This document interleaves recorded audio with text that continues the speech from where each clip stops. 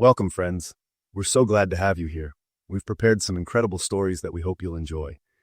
If you do, and you'd like to support the channel and help it grow, please consider subscribing.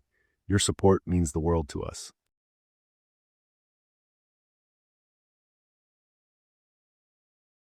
The sun was setting when I realized I was hopelessly lost. My GPS had been glitching all day, but I didn't think much of it until the endless plains of Kansas swallowed me whole. My car hummed along the two-lane road, surrounded by nothing but miles of wheat fields, stretching endlessly beneath the orange-streaked sky. No houses, no barns, not even a telephone pole. Just emptiness. I wasn't worried at first. I'd planned for a solo road trip to clear my mind after the breakup, and getting lost was part of the charm, or so I'd told myself. I figured I'd eventually hit a main road or find some small-town diner where I could recalibrate. But then the sun dipped below the horizon, and the dark settled in like a shroud. The first pang of unease hit me when I noticed how the road kept winding, twisting like a serpent, though the land around me was flat as a board. There were no intersections, no mile markers, nothing to orient me. The wheat seemed to grow taller in the moonlight, casting eerie shadows that swayed like skeletal fingers. Then I saw it, a dim glow in the distance, faint and flickering. Relief coursed through me. Maybe it was a house or a gas station or anything that might point me back to civilization. I pressed the gas pedal harder, eager to close the distance. But as I drew closer, my stomach dropped. It wasn't a house or a gas station. It was a sign, just a single, rusted sign perched on a crooked wooden post. My headlights illuminated faded black letters, "Welcome to Nowhere Road." Beneath it, scrawled in white paint, were the words, "No exits, no turning back." I stared at the sign for a moment, my heart thudding. It had to be a joke, some local kids messing with travelers. But when I looked behind me, my breath caught. The road was gone. The way I had come was now overrun with wheat, thick, impenetrable, and swaying in the still air like it was alive. I slammed the car into reverse, tires spinning uselessly against the encroaching stalks. The wheat didn't budge, and my engine began to sputter, as if the car itself knew this was pointless. Panic set in, but I forced myself to think rationally. Maybe I was hallucinating. Maybe I'd hit my head without realizing it. But there was no denying the facts. I was trapped on a road that didn't want me to leave. I pressed forward, inching the car down the eerie, endless stretch. The sign's warning looped in my mind like a mantra. No exits. No turning back. I gripped the steering wheel so hard my knuckles ached. After what felt like an eternity, I saw light again. This time it wasn't a sign. It was a gas station, its fluorescent bulbs buzzing faintly in the gloom. Relief washed over me as I pulled into the lot. The pumps looked ancient, their paint peeling and metal rusted, but it was something. I stepped out of the car and inhaled the cold night air. The place was deserted, save for the faint flicker of a neon open sign in the station's window. The bell above the door jingled as I stepped inside. "Hello?" I called, my voice trembling. The air was stale and heavy, carrying the faint scent of gasoline and mildew. The shelves were lined with outdated snacks, dust-covered cans of soup, faded candy wrappers. There was no one behind the counter. "Can I help you?" I jumped at the voice, spinning around to see a man emerging from the shadows near the back. He was tall and gaunt, his skin pale as milk and stretched tight over his skull. His eyes were glassy and dark, like black marbles. Yeah," I stammered. "I think I'm lost. My GPS isn't working and I don't know how to get back to the highway." The man stared at me for a long moment before a slow, unsettling smile crept across his face. "There's no highway," he said. "Not anymore." I frowned. "What do you mean?" "There has to be. I just came from." "Nowhere Road doesn't let you leave," he interrupted. "You'll understand soon enough." "What are you talking about?" My voice cracked, panic bubbling to the surface. He didn't answer. Instead, he stepped closer, his glassy eyes fixed on mine. I stumbled backward, bumping into a rack of dusty potato chips. "You're not the first, you know," he said softly. "Won't be the last either."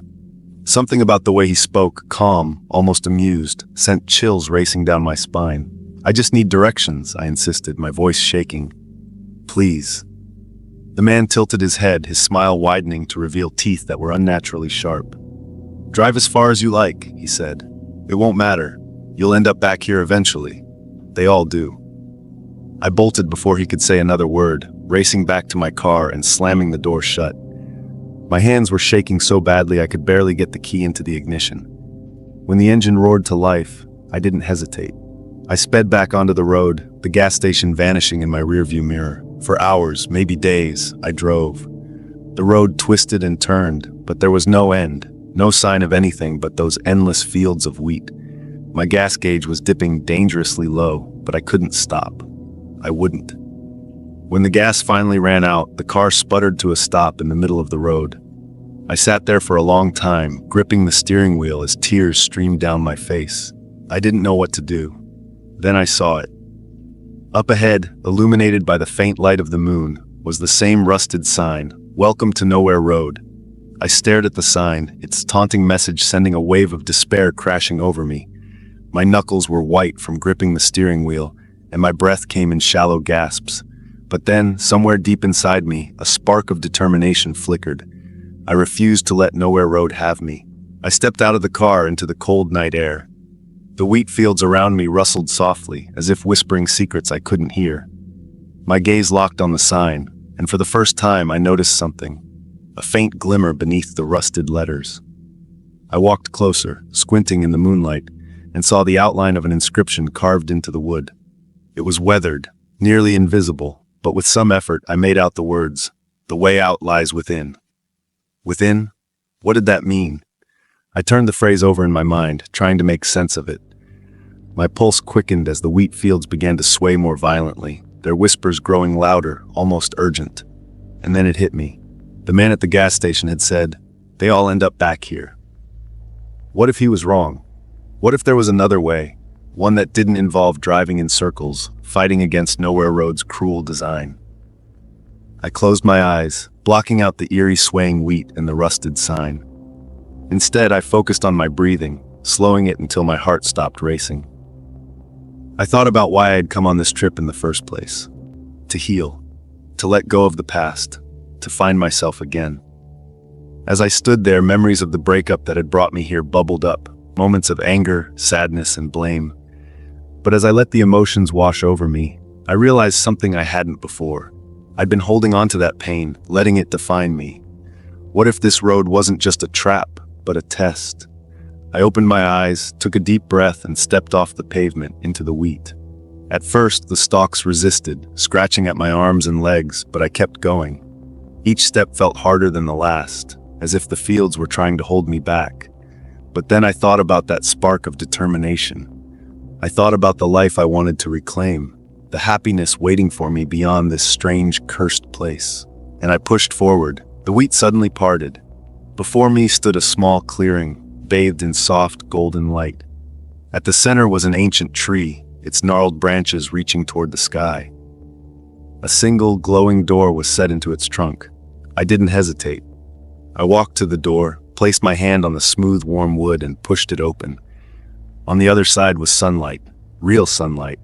I stepped through, and the warmth of the day wrapped around me like a comforting blanket. I was standing on a dirt road, lined with wildflowers, with a small town visible in the distance. The air smelled of fresh grass and freedom.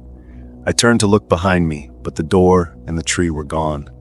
There was only open sky and fields, but this time they felt inviting, not oppressive. A sense of peace washed over me as I realized I was free. Nowhere Road hadn't trapped me. It had guided me to let go of my fear, my doubt, and my pain.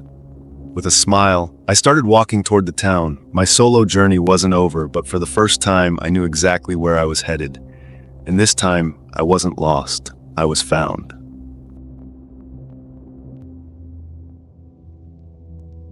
The desert has a way of humbling you. It doesn't matter who you are or how prepared you think you might be.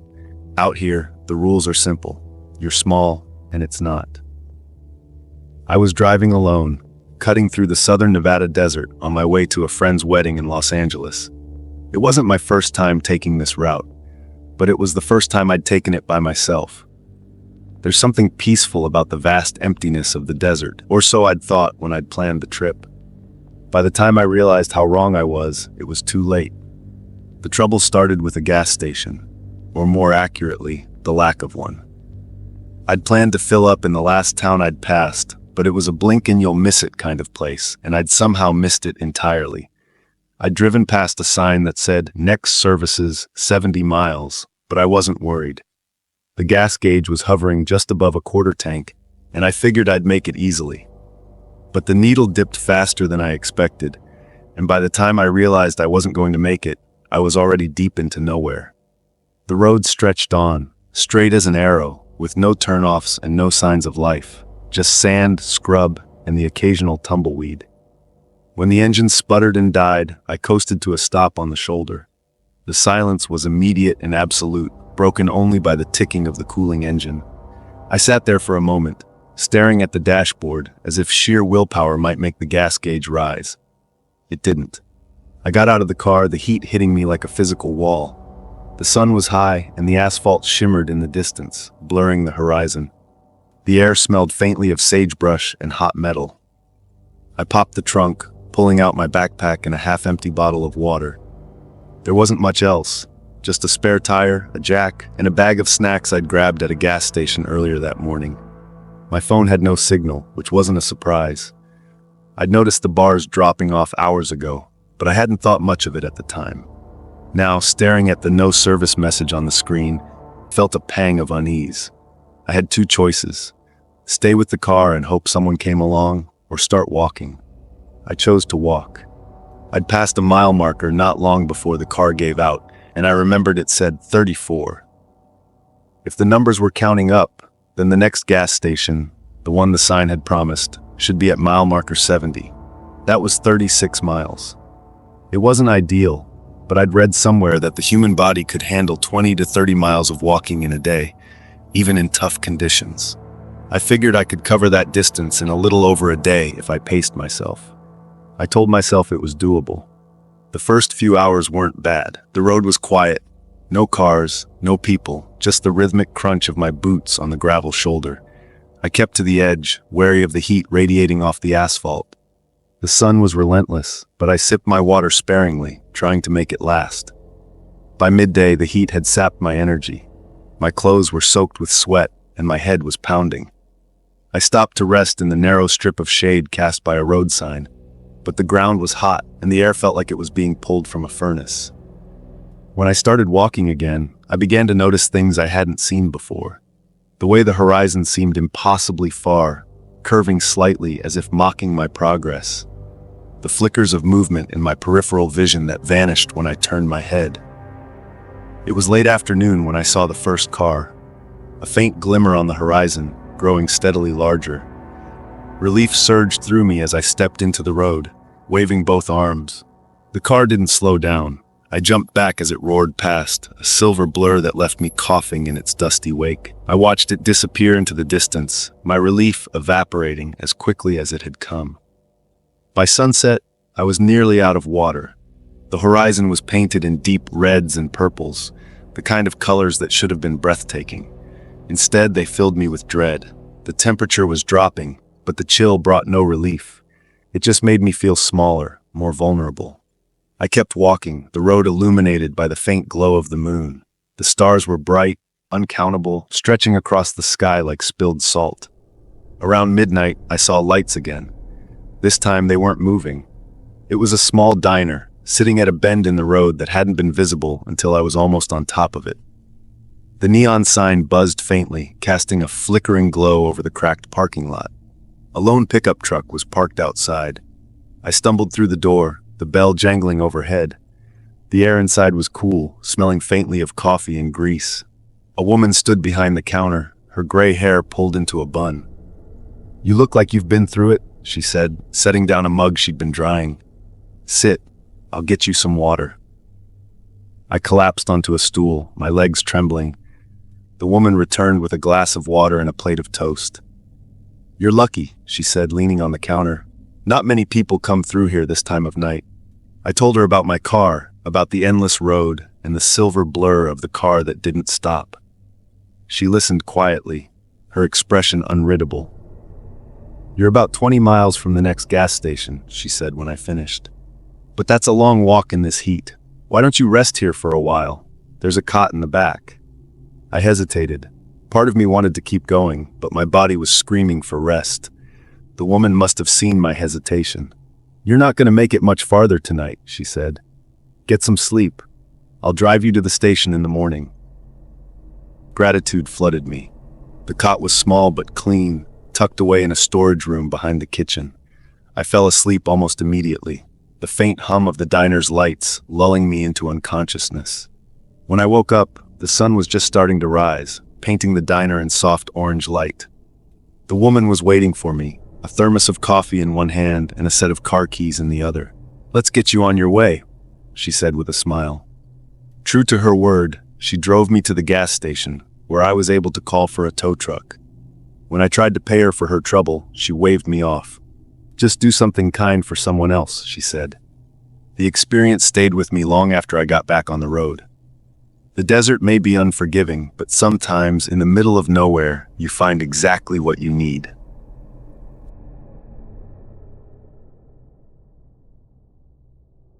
They always say the ocean is unforgiving, but I never really understood that until I was stranded in the middle of it. I thought I knew the sea. I'd grown up sailing with my dad, navigating choppy waters off the New England coast. But nothing could have prepared me for being adrift, miles from land, with nothing but water in every direction. The trouble started 2 days into what was supposed to be a week-long solo trip. I'd chartered a route from Miami to the Bahamas and back, a little getaway to clear my head after a rough year. Everything was smooth sailing at first. The weather was perfect, the kind of calm that made the water look like glass. I spent my time lounging on the deck, fishing and soaking up the solitude. The storm came out of nowhere. One moment, the sky was blue. The next, it was an angry, swirling gray. The winds howled, ripping through the sails as I scrambled to secure them. Waves slammed into the hull, and every roll of the boat felt like it might be the one to capsize me. The radio was dead, some kind of freak electrical failure, I guessed. By the time the storm passed, I was soaked to the bone and exhausted. But the worst part was realizing I was completely off course. The GPS was fried, and all my navigational charts had been swept overboard. The horizon stretched out, empty and endless. I didn't even know which direction to go. I told myself I'd figure it out. The emergency supplies were intact, a few gallons of water, some canned food, and a small hand-cranked desalination device. I had enough to last for a while. But as the hours turned into days, my confidence started to waver. The first night was the hardest. I sat on the deck under a sky full of stars, the moonlight reflecting off the water like a mirror. It should have been beautiful, but all I could think about was how small I was. There was no sign of another boat, no distant lights on the horizon, just me and the ocean. By the third day, hunger and thirst started gnawing at me. I rationed everything carefully, sipping water in tiny mouthfuls and forcing down the cold, tasteless contents of a can of beans. I tried fishing, but the sea was eerily still, and the line came up empty every time. I spent hours scanning the horizon, hoping for a passing ship or plane, but there was nothing. Even the seagulls, which I'd seen circling the boat on the first day, had disappeared. On the fifth day, the hallucinations started. I was so dehydrated I could barely think straight. The sun beat down relentlessly, turning the deck into a scorching inferno. I thought I saw land, a lush green island in the distance, but when I blinked, it was gone. The worst part was the silence. At night, I'd hear the creak of the boat, the soft lapping of the waves against the hull, and my own shallow breathing. It was maddening, but on the sixth day, something changed. I woke up just after dawn, my mouth dry and my muscles aching. The sea was calm, the water a brilliant shade of blue that almost hurt to look at. I was lying there staring at the sky when I heard it, a distant hum, faint but unmistakable. At first, I thought I was imagining it, but the sound grew louder, and when I scrambled to my feet, I saw it, a fishing boat heading straight toward me. "Hey!" I screamed, waving my arms like a lunatic. My voice was hoarse, barely a whisper, but I shouted until my throat burned. "Over here!" The boat drew closer, and I saw two men on the deck. One of them pointed in my direction, and I nearly collapsed with relief. They pulled up alongside me, their weathered faces full of concern. "Are you all right?" one of them asked, his voice thick with a Caribbean accent. I couldn't speak. I just nodded, tears streaming down my face. They helped me aboard, giving me water and a blanket. I sat there, trembling, as they asked me questions. where I was headed, how I'd gotten lost. I didn't have many answers, but they didn't seem to care. "We'll take you back," the older man said, his hand resting on my shoulder. "You're lucky we found you. Not many boats come this way." For the first time in days, I felt safe. It took hours to reach land, a small fishing village on the southern coast of the Bahamas. The people there were kind, offering me food and a place to rest while I waited for a flight back to the States. When I finally stepped off the plane in Miami, I felt like I was waking up from a nightmare. But even now, months later, I can still hear the silence of the open sea, still feel the sun burning against my skin. I'd been lost in the middle of nowhere, but I made it back. And I'll never take dry land for granted again.